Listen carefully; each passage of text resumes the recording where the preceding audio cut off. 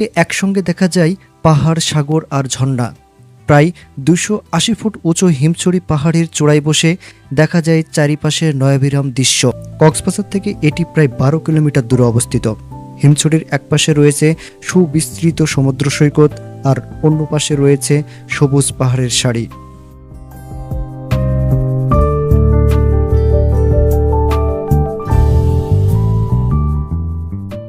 হিমছড়িতে একটি জলপ্রপাত রয়েছে, যা এখানকার প্রধান পর্যটন আকর্ষণ।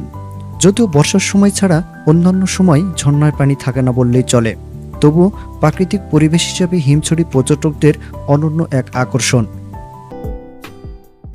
পাহাড়ে উঠতে উঠতে দেখা মিলে গেল নীল জলরাশি, সমুদ্রের বিশালতা, আর সেই সাথে সমুদ্রের গর্জন।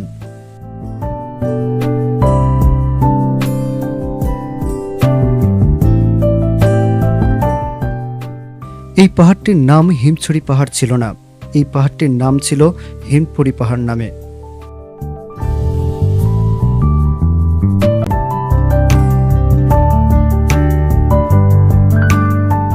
একদম পাহাড়ের সর্বোচ্চ উঁচু চূড়ায় আমরা উঠে গেলাম।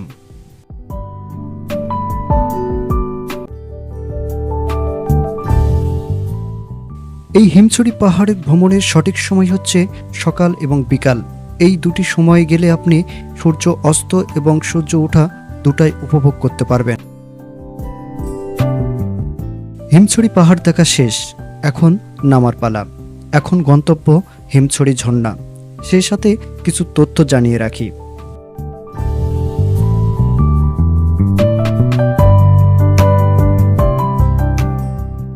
বর্তমানে এখন হিমছড়ির প্রবেশ মূল্য 40 টাকা।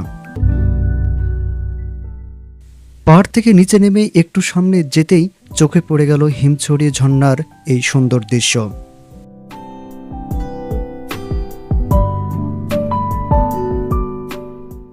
প্রথমে আমি টিকিট কেটে ভিতরে ঢুকতে দেখলাম পর্যটকদের বেশিরভাগ ছুটছেন ঝর্ণার দিকে। কেউ ঝর্ণার হিমশীতল পানিতে গা ভাসাচ্ছেন, কেউ বা ছবি তোলা নিয়ে ব্যস্ত।